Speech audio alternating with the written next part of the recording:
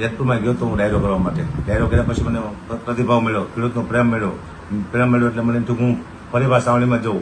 સમર્થન આપ્યું સાવણીમાં, બીજી વાર જો સમર્થન આપ્યું સાવણીમાં, ત્રીજી વાર મને ના પાડવામાં આવી આગેવાનો દ્વારા. ખેડૂતને ખેડૂત ના પડતા, આગેવાનો ના પડે. એમને શું તકલીફ હોય કે ખબર તમે ન આવતા. એટલે પછી કીધું હવે ખેડૂતને હું જાણ તો કરતો મને આવા ના પાડે, કારણ ખેડૂત મારી માથે નો ઓડિયો ગોળ્યો નાખે કે મને આવવાની ના પાડે છે જેતપુરમાં. ના પાડવાનું કારણ ખબર નથી પડતી શું કારણ છે. ના પાડે છે કંઈક તો કારણ છે જ તે, કારણ કે મિટિંગ કરે છે એટલે કે તમને ના પાડી છે. મિટિંગ તો જાહેરમાં થવી જોઈએ, બધા ખેડૂત સાંભળે એમ થવી જોઈએ, લાઈવ થવી જોઈએ મિટિંગ, ને વિડીયો ચાલવો હોવો જોઈએ લાઈવ. સાનિમાની મિટિંગ શું લે કરવાની? એવી કેવી મિટિંગ કરો તમે? ખેડૂતને ખબર ન હોય એવી? ખેડૂતને ખબર હોય તમે મિટિંગ, તમે આગેવાન છો. હું આગેવાન હોય હું એકલો મિટિંગ કરું, કોઈને આજે એનું ગમે ને મિટિંગ કરવાનું હોય. આખી સમિતિની મિટિંગ કરે તો લાઈવ થવું જોઈએ, એમાં શું બોલે છે બધાને ખબર હોવી જોઈએ. એવી મિટિંગ કેવી છે ખાનગી થાય? ખેડૂતને ખબર પડવી જોઈએ કે આપણી માટે કોણ લડે છે, શું લડે છે, આપણી માટે કોણ શું ન્યાય માંગે છે. લાઈવ ટુ લાઈવ થવું જોઈએ. 2-3 દિવસ પહેલા હકાભાનો જ્યારે ફોન આવ્યો હતો, કોઈ વિકાસભાઈ કરીને છે જેતપુરના, એ સમિતિમાં નથી, એ કદાચ અહીંયા સહયોગમાં હશે, હું તો ઓળખતો પણ નથી.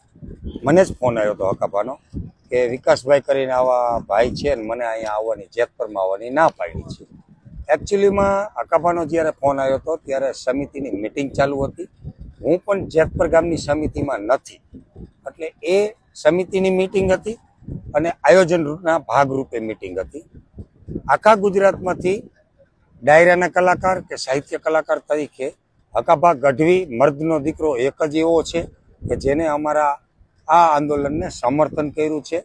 હકાભાની જાંબાજીને દિલેરીને સલામ છે.